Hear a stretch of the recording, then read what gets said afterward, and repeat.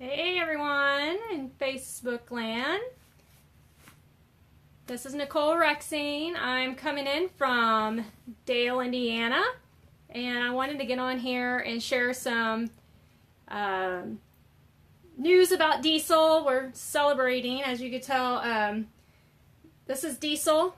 He is a coonhound mix. He was diagnosed with lymphoma 4 years ago today.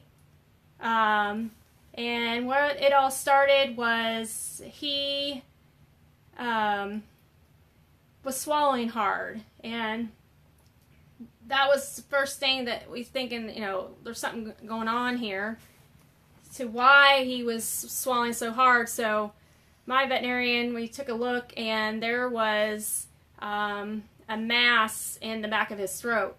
And so she recommended we go to a specialist. So we were referred to Blue Pearl in Louisville, Kentucky, where they had the means and the instruments to look in there and be able to see what was going on.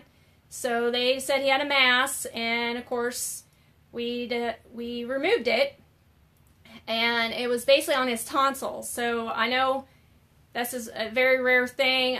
Lymphoma is getting more and more common in dogs as people. And if you don't know what lymphoma is, it's cancer of basically the immune system in the lymph nodes. And most commonly, the lymph nodes under the jaw of the dog and their armpits or their back legs. And as you know, the lymph system, what it does is go around and get rid of any toxins, bacteria, anything foreign that our body does not need to get rid of it. Okay, it's like a filter system. So when their immune system's not working efficiently, then then the lymph nodes can get cancerous.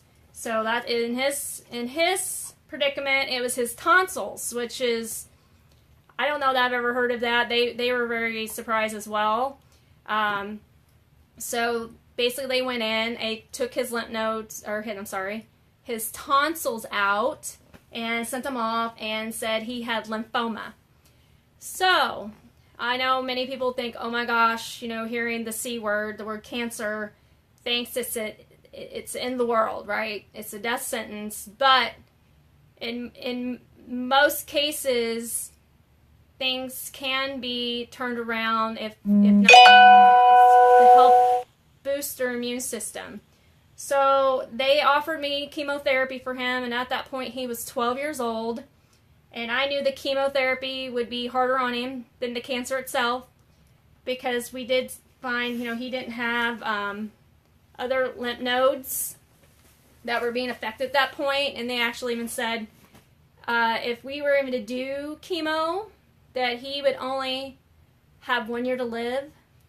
And that's with or without chemo. Okay, so this is by the oncologist just said that. So they said so that he'd had 1 year with or without it, because there was no way of monitoring him because it was in his throat. So I elected not to, and I decided to do all natural therapies with him, because I had had success with my boxer using food change, all natural herbal technology that helps the immune system boost it back up to do what it's supposed to do. So we decided to not do chemo. And you can see this guy, he's moving away from me. I think he wants to go to sleep. Yeah, he's tired. Well, I mean, if you were 16 years old, I assume you'd be tired too.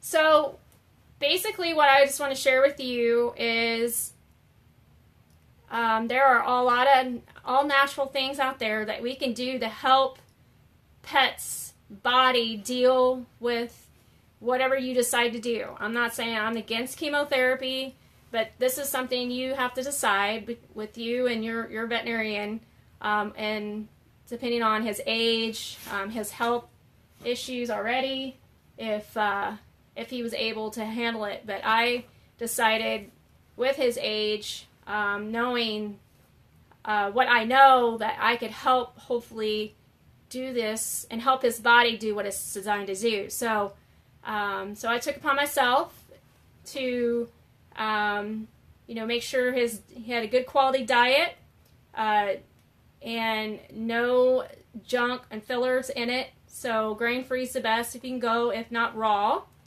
And I started incorporating, also making sure he's on a probiotic, increasing his fish oil intake, and let's see, what else did I do? We also, at the very beginning, I again work with a holistic veterinarian, so we were on some prescription herbal remedy that also helps with the immune system to do what it's supposed to do. And he's sleeping. And so we did that on top of Nutrigenomics, Nutrigenomics is the science on how herbs and food change gene expression. And we have seen studies on a certain herbal compound that actually reduce cancer. So we obviously got him, we doubled the dose with that, and here we are 4 years later. He's still doing great. He's still got good weight. He's still eating. He still plays. He still runs around.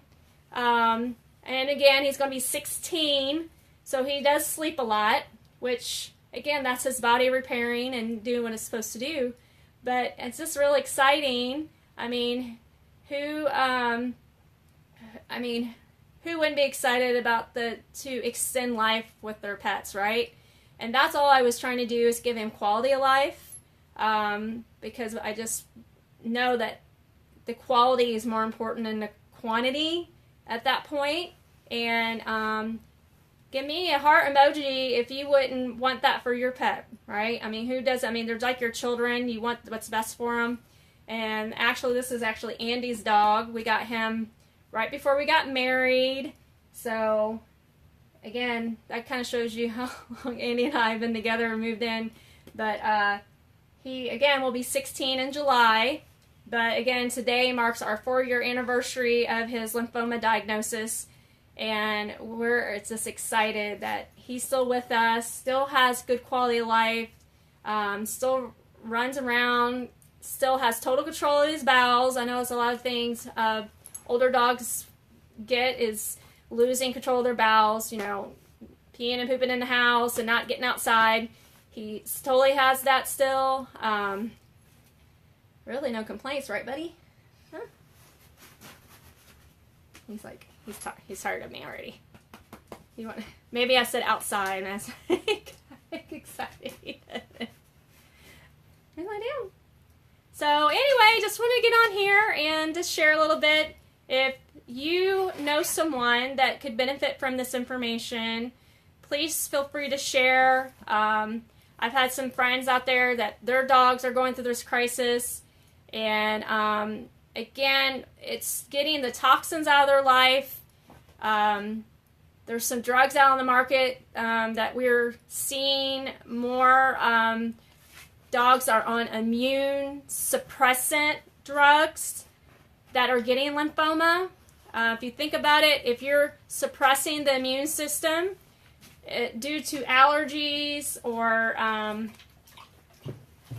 if you're suppressing to keep them from being more itchy, then you're also opening up to getting cancer, because you're, again, taking away their immune system to fight and do what it's designed to do. Here, sit down. Okay, this side. Here, sit down. Sit down. Get on your camera. You can't make up what to do. So, again, be cautious. Again, I vaccine titer my dogs now, especially with cancer. If you have a dog with cancer, titer testing is the way to go. You can titer test for rabies, again, because that puts more strain on the immune system, especially if you have a dog that already has vaccine reactions. then you want to seek a veterinarian that does tighter testing, because there's no need to be putting more antigens in the body to increase that immune response that it causes them to be toxic and have side effects. So again, I'm an advocate for that. If you have any questions about what I use personally, I'd be happy to share with you what I'm doing, because I work for a holistic veterinarian, so there's a lot of things we do differently than traditional Western medicine does. And again, my veterinarian is integrative, so we do both. You know, they come hand in hand. But again, you want to seek knowledge of your veterinarian and be a partnership. If not, there are plenty of vets out there that would be happy to help you and get your dog's immune system where it needs to be, and to give them good quality life, like this old guy. I know, look at his face. You can tell you the coonhound in him, but he's going to turn it all white. But I mean, who doesn't want their dogs to be happy and healthy and live a quality long life? And we have that technology now. We know that oxidative stress is linked to several, if not thousands, of diseases. And if we can reduce that oxidative stress level, then we are then slowing down cell death and helping the body heal and get all those stressors. So comment below if you have a fur baby and that you love them, and if you've ever been touched by cancer, as we have. Like, this is my second dog with cancer, so I feel I'm very well versed in this. Maybe God sends these guys to me because just because I know I can help them, and I hope that what I go through, I can help you, because that's the point. I'm what I'm learning, I'm hoping to share with others so that they can have success and have a healthy pet. So I'm going to get off here because he wants to lay back down. I think he's going to walk over my lap here. I'm sitting on his bed. So feel free to reach out if you have questions. If you would like me to send what we use, I'd be happy to share and answer any questions or direct you to a holistic veterinarian that could help you, or integrative veterinarian. So anyway, I'm going to tune out here from Dale and Anna. Again, my name is Nicole Rexing. I'm a registered veterinary technician and been working in holistic medicine for over 13 years. So I hope you all have a blessed day, as we are, with, again, celebrating 4 years of remission, because he's had no new lesions of cancer. He's got these little fatty things on him, but they are benign, and most old dogs get those. So I am going to get off here, and again, I hope you all have a blessed day. Take care. Bye.